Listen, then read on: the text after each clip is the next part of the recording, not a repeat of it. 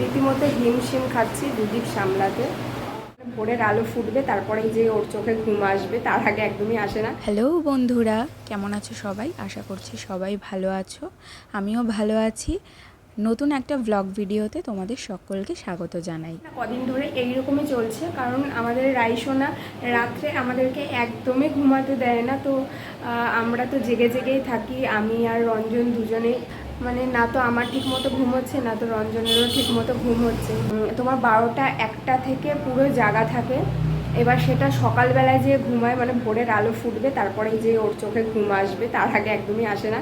সেটা বলতে পারো সকাল 5টা হতে পারে, আবার কোনো দিন তোমার সকাল 7টা-8টাও হতে পারে। যেমন গতকালই তোমার সকালবেলা, মানে গতকাল মানে কি আজকেই সকালবেলায় তোমার 8টার সময়, প্রায় 8টার সময় যে ঘুমিয়েছে। তো তারপরে যে আমরা একটু রিল্যাক্সে ঘুমাতে পারি, তো এবার ওই ঘুমটা হলে না, তখন কি হয়, পুরো বেলা হয়ে যায়। আবার কোনো দিন কী করি, ঘুমাই না, ভাবি যে না একটু কিছু কাজ বাজ করে নিই, তাহলে একটু মানে এগিয়ে থাকবে আর কি কাজগুলো। আর যদি বেলা করে উঠি সেই 11টা সাড়ে 11টার সময়, আজকে কালকে যেহেতু ছুটির দিন ছিল, ওই জন্য 11টা সাড়ে 11টাতেও যে উঠলেও তাও হয়। কিন্তু রঞ্জনের যেদিন আবার অফিস থাকে সেদিন তো একটু তাড়াতাড়ি উঠতেই হয়। অবশ্য মা থাকলে পরে অতটা তাড়াতাড়ি আমার ওঠার চাপ থাকে না, মা রান্নাবান্নাটা করে দেয়, ওর জন্য সেই দিক থেকে আমি চাপমুক্ত থাকি, আমি একটু ঘুমিয়ে নিই। কিন্তু রঞ্জনের অফিসের দিনগুলোতে কিন্তু বেশ অসুবিধা হয়ে যায়, কারণ ও তো সারাদিনে আর রেস্ট পায় না। আমি তো তাও দিনের বেলায় যদি ও একটু ঘুমায়, তাহলে আমি একটু রেস্ট নিয়ে নিতে পারি। ও তো অফিসে কাজের চাপ, তো সেই একটা হেডেক থাকে। আর এই গরমের মধ্যে ওই বাসে করে জার্নি করা মানে বিভৎস চাপের ব্যাপার। আজকে যেহেতু বেলা করে ওঠা হয়েছে, ওই জন্য কোনো বাজারঘাটও করা হয়নি। আজকে রবিবার, আর কালকে আমাদের একটা প্ল্যান আছে, বাড়িতে অনেকেই আসবে, তো কালকের ব্লগটাও তোমরা দেখতে পাবে। এখন আর কিছু বলছি না। তো এখন রাত্রে রুটি বানাবো, আর হচ্ছে বানাবো বেবিকর্ন এনে রেখেছিলাম অনেকদিন আগে, তো চিলি বেবিকর্ন বানাবো ভেবেছি। তো চলো রেসিপিটাও তোমাদের সাথে শেয়ার করব, আর অনেক কথাও বলবো। এখনকার দিনগুলো আর আগের দিনগুলোর মধ্যে কিন্তু অনেক পার্থক্য ছিল। এই দেখো না, মাসখানেক আগেই মানে আমাদের নিত্যদিনের রুটিন একরকম ছিল, আর মাসখানেক পরেই কিন্তু মানে আমাদের রায়সোনা চলে আসার পরে আমাদের নিত্যদিনের রুটিন সম্পূর্ণ চেঞ্জ হয়ে গেছে। আগে কি হতো, আগের দিন রাত্রেই সমস্ত কিছু প্ল্যান করে রাখতাম যে পরের দিন কী রান্না হবে, কখন উঠবো, কী ব্রেকফাস্ট হবে, কী লাঞ্চ হবে, কিভাবে কি করব, ঘরের মানে যে সমস্ত কাজবাজ করার ছিল সেগুলো আমি নোট করে রাখতাম যে না পরের দিন এই কাজগুলো সারতে হবে। কিন্তু এখন আর সেগুলো সেই প্ল্যান মাফিক কোনো কিছুই হয় না। যখন যেটা হচ্ছে তখন সেটাই করতে হচ্ছে। আসলে আমাদের রায়সোনা তো খুবই ছোট, তো ওকে সামলানো আর ঘরের কাজ সামলানো দুটো দিক খুবই চাপের হয়ে যাচ্ছে। আর এই দিন তো আমি পুরো নাজেহাল হয়ে গেছিলাম গরমের মধ্যে, আর তার উপর হচ্ছে মা বাড়িতে গেছিলো একটু দরকারে, তো একা হাতে সব কিছু ম্যানেজ করা কিন্তু চারটেখানি কথা না। তবুও একটা কথা না বলে পারবো না। তার আগে বলে রাখি, এই দিন কিন্তু মানে রঞ্জনের, আমার হাজব্যান্ডের ছুটির দিন ছিল। মানে শনিবারের ভ্লগ এটা, রবিবারের ভ্লগ এটা। তো যার জন্য ও তো আগাগোড়াই মানে খুবই হেল্পফুল। ও কিন্তু সেই রকম মানে মানুষ নয় যে ঘরে বসে থাকবে। ও সব সময়ই আমাকে সব কাজে কর্মে হেল্প করে আসে, আর এই দিনগুলোতে তো আরও বেশি করে হেল্প করছে, তো যার জন্য অতটাও কষ্ট হয় না। কিন্তু বাড়ির পুরুষ মানুষ, তাদেরও তো বাইরে কাজকর্ম থাকে। ছুটির দিনেও বিশেষ কিছু কাজ থাকে, যেমন বাইরে বাজার করে আনা, তারপরে মুদিমাল কিছু যদি বাড়ন্ত থাকে সেগুলোও কিনে আনা, আর তারপরে ঘরে এসে আমাকে হেল্প করা। আর এখন তো আরও কাজ বেড়ে গেছে, যেমন রাইকে দেখা। তো এগুলো সব মিলিয়ে মিশিয়ে ওরও কিন্তু অনেকটাই চাপ পড়ে যাচ্ছে। আমি এদিকে ডিনার বানাচ্ছি আর ওইদিকে রাই হচ্ছে ঘুমাচ্ছিল। তাই আমি রঞ্জনকে বললাম যে যাও, কালকে তো আবার অনেকেই আসবে আমাদের বাড়িতে, তো তুমি একটু বাজার করে আনো। আর আমি তো এদিকে বললাম যে চিলি বেবিকর্ন বানাবো, তার জন্য কি করেছি, ওই পেঁয়াজগুলোকে ডুমো ডুমো করে কেটে নিয়েছি। আমি 4টে পেঁয়াজ নিয়েছি এখানে। আর আমার এখানে ক্যাপসিকাম ছিল না, তো তোমরা চাইলে কিন্তু ক্যাপসিকাম, বেল পেপার এগুলো দিয়েও করতে পারো, ভীষণ ভালো লাগে। ওই যেমন চিলি চিকেন হয় সেই রকমই একই প্রসেস। আমি এদিকে একদিকে পেঁয়াজ কাটছিলাম আর আরেকদিকে বেবিকর্ন কেটে নিয়েছি, দেখতেই পেলে। তো সেটাকেও আমি ইন্ডাকশানে সিদ্ধ বসিয়ে দিয়েছি। তো ওটা মিনিট 10 সিদ্ধ করে নিতে হবে, খুব ভালোভাবে সিদ্ধ করে নিতে হবে, নাহলে কিন্তু শক্ত থেকে যাবে। তো এরপরে আমি এখানে আটা মাখতে বসে পড়েছি।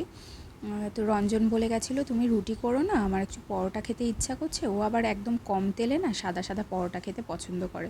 তো আমি এখানে শুধু ময়দা নিইনি, আমি আটা আর ময়দা দুটো মিক্স করেই আমি পরোটাটা বানাবো।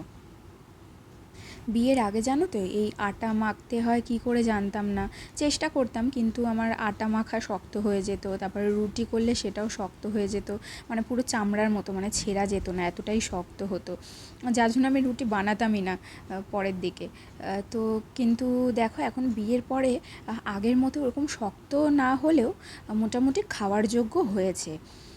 তো এই দেখো এখানে আমি অনেকটা পেঁয়াজ কেটে নিয়েছি, আর তার সাথে সাথে একটা টমেটো কেটেছি গোটা, আর একটু রসুন গ্রেট করে নিয়েছি, আর একটু আদাও গ্রেট করে নিয়েছি, আর তার সাথে 4-5টা কাঁচা লঙ্কা চিড়ে রেখেছি। আর এদিকে কর্নটা সিদ্ধ হয়ে গেছিলো, তো ওটা জল ঝাড়াতে রেখে দিয়েছিলাম। এবার এর মধ্যে আমি কর্নফ্লাওয়ার অ্যাড করে দেবো। ব্যাস, এর মধ্যে শুধু কর্নফ্লাওয়ার দিয়েই আমি এটা ভালোভাবে এভাবে ঝাঁকিয়ে নেব, আর তারপরে একটু হালকা হাতে মিক্স করে নেব, যাতে কর্নগুলো ভেঙে না যায়, গোটা গোটা থাকে, তাহলে দেখতে বেশ ভালো লাগবে। তো এরপরে রান্নাঘরে চলে আসলাম, গ্যাসে কড়াই বসিয়ে দিয়েছি, আর অনেকটা সাদা তেল নিয়ে নিয়েছি। যেহেতু ওই কর্নগুলোকে মানে খুব ভালোভাবে ফ্রাই করে নিতে হবে, তার জন্য একটু তেলের পরিমাণটা কিন্তু বেশিই দিতে হবে। তো এরপরে এখানে একে একে আমি কর্নগুলোকে ছেড়ে দিচ্ছি, আর এটাকে ওই হালকা মানে লালচে লালচে করে ভেজে নেব, খুব বেশি কড়া ভাজলে হবে না, তাহলে কিন্তু আবারও কর্নটা তোমার শক্ত হয়ে যাবে। তো একদিকে দেখো রান্না করছি, আরেকদিকে বাসন মাজছি। তো বললাম না আগে না আমি এরকম বাসন আমি সিঙ্কে ফেলে রাখতাম না, আর এটা বাস্তুশাস্ত্রেও মানে একদমই ভালো না, নেগেটিভ এনার্জি আসে। কিন্তু এখন কি করব বলো, আর আজকে বললাম যে মা নেই, ওর জন্য সব ভজকট হয়ে গেছে, যার জন্য অগত্যা দুপুরে বাসন পড়েছিল, সন্ধেবেলা চা খেয়েছিলাম সেগুলোও ছিল। তো একদিকে ওর জন্য রান্না করছি, আর একদিকে বাসনগুলো মেজে নিচ্ছি, তো সময় বাঁচাচ্ছি বুঝলে। দেখো একদিকে বাসন মাজতে মাজতে আমার কর্নগুলোকেও ভেজে নেওয়া হয়ে গেছে। এটা কিন্তু আমি দুবারে ভেজেছি, একবারে দিইনি, না হলে কিন্তু একটার গায়ে একটা লেগে যেত। আর কীরকম ভেজেছি সেটা তো কালার দেখে তোমরা বুঝতেই পেরেছো। তো এরপরে ওই তেলে আমি পেঁয়াজ দিয়ে দিলাম, আমি কিন্তু তেল কমাইনি, সেম তেলেই আমি দিয়েছি, আর তেল অ্যাডও করিনি। এই গরমের মধ্যে বেবিকে সামলাবো না সংসার সামলাবো, ঘরের কাজ বাজ করবো, সেটাই ভেবে উঠতে পারছি না। রীতিমতো হিমশিম খাচ্ছি দুদিক সামলাতে, বিভৎস গরম। আর আমার তো অ্যালার্জেটিক স্কিন, বুঝতে পারছো কি না জানি না, এখান থেকে পুরো ঘাম হয়েছে আর অ্যালার্জিতে ভরে গেছে, আর সারা শরীর তো মানে প্রচণ্ড ইচিং হয়। আর দুদিন আগে ঠান্ডা লেগেছিলো দেখে আমার গলার ভয়েসটা এরকম, জানো তো। তো তার মধ্যে আরও এরকম ঘাম হচ্ছে, কাজ করছি, ঘাম হচ্ছে, ঘাম বসছে। আবার দুপুরের বেলা যখন রেস্ট নিচ্ছি একটু এসি চালাচ্ছি, রাত্রে এসি চালাচ্ছি, এই করে করে ঠান্ডাটা আর যাচ্ছেই না। তো যাই হোক, রান্নাবান্না প্রায় শেষের দিকে। আর হ্যাঁ, ফ্যান চালিয়েই কথা বলছি, ফ্যান বন্ধ করতে পারছি না, বিভৎস গরম লাগছে। পেঁয়াজটা কিন্তু বেশি ভাজা ভাজা করে নিলে চলবে না, একটু গোটা গোটা ভাব থাকবে, তাহলেই কিন্তু ভালো লাগবে। তো এরপরে আমি ওই গ্রেট করে রাখা আদা কুচি, রসুন কুচি আর চিড়ে রাখা কাঁচা লঙ্কাটাও আমি অ্যাড করে দিলাম, আর এরপরে এটাকে ভালোভাবে নাড়াচাড়া করে নেব, মানে যাতে কাঁচা গন্ধটা চলে যায়। এরপরে আমি গোটা কেটে রাখা টমেটোগুলো দিয়ে দিয়েছি, টমেটোর ভেতরের পাল্পটা কিন্তু আমি ফেলে দিয়েছি, সেটা কিন্তু আমি অ্যাড করিনি। তো এরপর আমি একে একে 3 রকমের সস দিয়ে দেবো। প্রথমে দিয়ে দিলাম সয়া সস, তারপরে 1 চামচ ভিনিগার, আর তারপরে 1 চামচ গ্রিন চিলি সস, তারপর টমেটো কেচাপ অ্যাড করে দিলাম।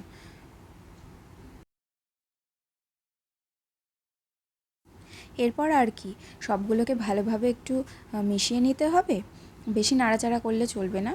এর মধ্যেই দিয়ে দিতে হবে ভেজে রাখা কর্নগুলো। তো এগুলো দিয়ে আবারও একটু হালকা হাতে নাড়াচাড়া করে এর মধ্যে আমি জল অ্যাড করে দিচ্ছি। এর মধ্যে গরম জল অ্যাড করলে হয়, কিন্তু এখন রুম টেম্পারেচারে জল মানে যেরকম গরম হয়ে থাকছে, তাতে করে আর আলাদা করে আমি জল গরম করিনি। আর গ্রেভি তোমরা যেরকম রাখবে সেই বুঝে জলটাকে অ্যাড করবে, তবেই হবে। আর রান্নাটা কিন্তু ঢাকা চাপা দিয়ে আমি করব, মানে একদম মিডিয়াম আঁচে রেখে। তো এই দেখো একদম রেডি হয়ে গেছে। আর এরপরে তো রঞ্জন বাড়িতে চলে এসেছিলো, আর পরোটা ভাজতে আমাকে হেল্প করেছে। রান্নাঘরে তো আমার অনেক জায়গা, ওর জন্য আর ভিডিও শ্যুট করতে পারিনি, বুঝলে তো। তো এরপর আমি ঘরে চলে এসেছি, মানে একবারে খাবার দাবার নিয়ে। একটু শান্তি করে না খেলে হয়। আর এই দেখো আসার সময় আমাদের এখানে মেলা বসেছে, ওই চড়ক মেলার চলছে আর কি, তোমার 12 দিন ধরে মেলা রয়েছে। তো যাই হোক এখানে খেয়ে নিলাম, খাওয়ার পরে একটু শান্তি লাগলো। আর এত গরম, ঘাম দেখো, এসিতে চলে আসার পরেও আমি ঘামাচ্ছি। যাই হোক বন্ধুরা, আজকে ভিডিওটা যদি ভালো লেগে থাকে তাহলে একটা লাইক করো, কমেন্ট করো, আর আমাদের চ্যানেলটাকে সাবস্ক্রাইব করে আমাদের পাশে থেকো। দেখা হচ্ছে পরবর্তী ভিডিওতে, সবাই ভালো থেকো।